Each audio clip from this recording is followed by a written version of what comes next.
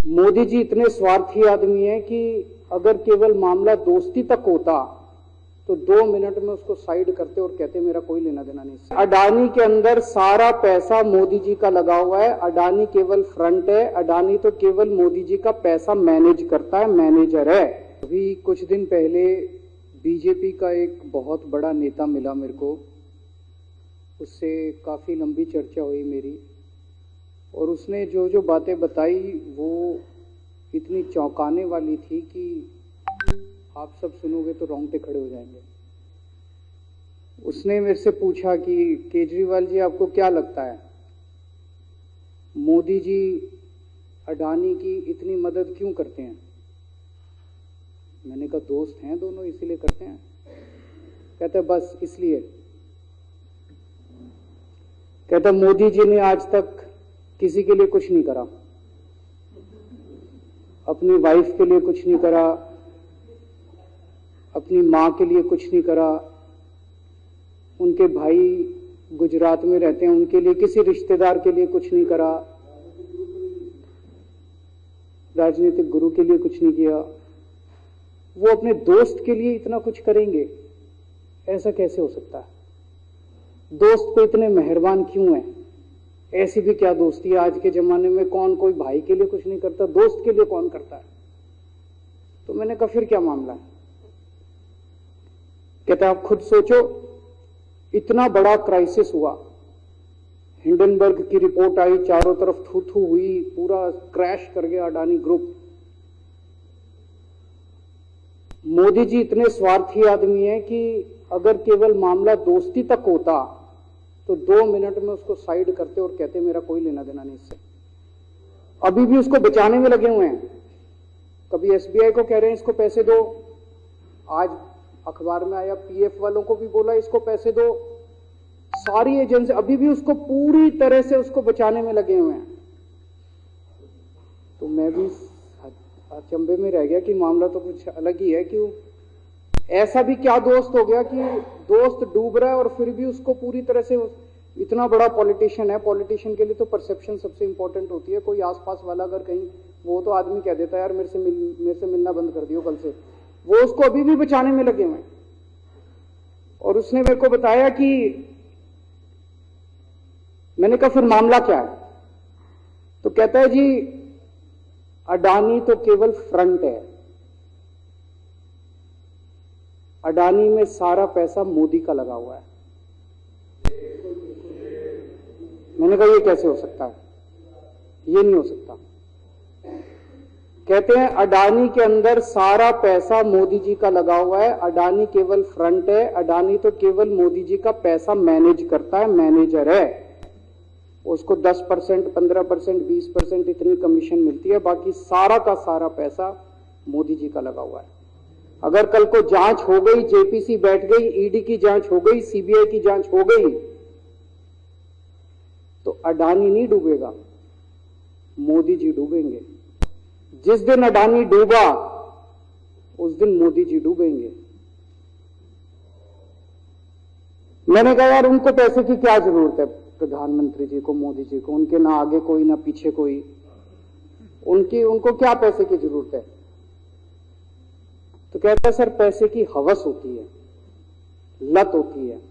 कहता है इतने दुनिया में इतने बड़े बड़े अमीर आदमी हैं, उनको कोई अब और पैसे की थोड़ी जरूरत है, लगे पड़े हैं सारे, और पैसा और पैसा और पैसा। बोला हवस होती है। बोला जिस दिन अडानी दुनिया का सेकंड रिचेस्ट मैन बना था, अडानी दुनिया का सेकंड रिचेस्ट मैन नहीं बना था, मोदी जी दुनिया के सेकंड रिचेस्ट मैन बने थे। और अब मोदी जी का ख्वाब है, उनका सपना है कि वो दुनिया के रिचेस्ट मैन बनना चाहते हैं। प्रधानमंत्री तो बन गए, वो दुनिया के रिचेस्ट मैन बनना चाहते हैं।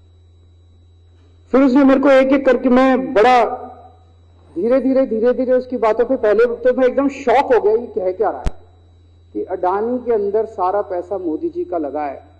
फिर वे धीरे धीरे उसने एक एक करके बातें खोल के समझानी चालू की। कहता है मोदी जी श्रीलंका गए, श्रीलंका के राष्ट्रपति राजापाक्सा हैं, राजापाक्षा को मोदी जी ने जबरदस्ती करके वहां का विंड प्रोजेक्ट अडानी को दिलाया। क्यों दिलाया? मैं आप लोगों से पूछना चाहता हूं, आप में से कोई विदेश जाएगा तो वहां की किसी एजेंसी को जबरदस्ती करके अपने भाई को, रिश्तेदार को ठेका दिला के आओगे क्या? ऐसे कोई करता है क्या? मोदी जी ने जबरदस्ती राजापाक्षा के ऊपर प्रेशर डाल के वहां का विंड प्रोजेक्ट अडानी को दिलाया। अडानी को नहीं दिलाया, खुद लिया वो प्रोजेक्ट। वो मोदी जी का प्रोजेक्ट है, वो अडानी का प्रोजेक्ट नहीं है। और ये बात कैसे निकली? वहां का जो बिजली बोर्ड है श्रीलंका का, जैसे अपने यहां स्टैंडिंग कमेटी है असेंबली की, पार्लियामेंट की स्टैंडिंग कमेटी है, वैसे उनकी भी पार्लियामेंट की स्टैंडिंग कमेटी होती है। तो वहां पे पार्लियामेंट की, श्रीलंका की पार्लियामेंट की स्टैंडिंग कमेटी ने जब उनके बिजली बोर्ड के चेयरमैन को बुलाया और बोले तूने ये प्रोजेक्ट अडानी को क्यों दिया, तो उसने कहा जी राजापाक्षा साहब ने मेरे को बुलाया था, उन्होंने कहा मोदी जी मेरे पे बहुत प्रेशर डाल रहे हैं कि ये प्रोजेक्ट अडानी को दो। मोदी जी बांग्लादेश गए, बांग्लादेश वालों को बिजली खरीदनी थी, 1500 मेगावाट बिजली 25 साल के लिए। मोदी जी ने वो प्रोजेक्ट भी अडानी जी को दिला दिया। अडानी को नहीं दिलाया, मोदी जी ने वो प्रोजेक्ट खुद लिया। 25 साल तक 1500 मेगावाट बिजली खरीदने का प्रोजेक्ट बांग्लादेश का, वो भी मोदी जी ले आए अपने नाम पे। इजराइल गए, इजराइल के साथ भारत ने कई सारे रक्षा सौदे किए, रक्षा सौदे, वो सारे के सारे रक्षा सौदे अडानी को दे दिए। अडानी को नहीं दिए,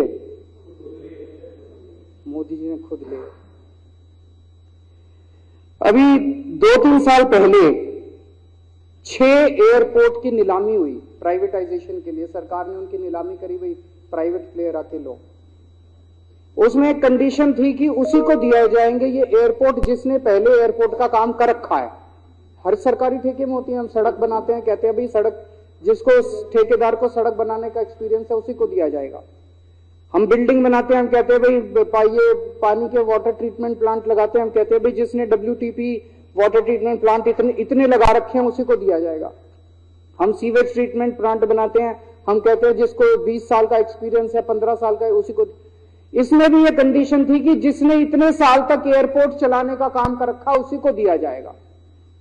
अब अडानी ने तो कर नहीं, मोदी जी ने तो कर नहीं रखा था, अडानी ने तो कर नहीं रखा था, तो क्या करते? आखिरी मोमेंट पे वो कंडीशन हटा दी गई, बोले कोई एक्सपीरियंस की जरूरत नहीं है। 6 एयरपोर्ट नीलामी पे थे, 6 के 6 एयरपोर्ट अडानी को दे दिए, अडानी को नहीं दिए।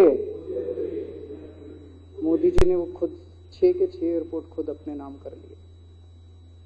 आज 2021 नवंबर में एयरपोर्ट टेक ओवर किए, 2023 1.5 साल हुआ है। 1.5 साल के अंदर आज एयरपोर्ट का 30%, पूरे देश का एयरपोर्ट का जितना धंधा है, बिजनेस है, उसका 30% बिजनेस जो है वो मोदी जी के पास है। 30%, 1.5 साल के अंदर इतना बड़ा भारत देश, इतने एयरपोर्ट, 30% एयरपोर्ट का बिजनेस आज मोदी जी के पास है। एक और बड़ी इंटरेस्टिंग चीज हो रही है, ये ईडी और सीबीआई को इस्तेमाल करके बंदूक यहां रख के लोगों की फैक्ट्रियां छीनी जा रही हैं।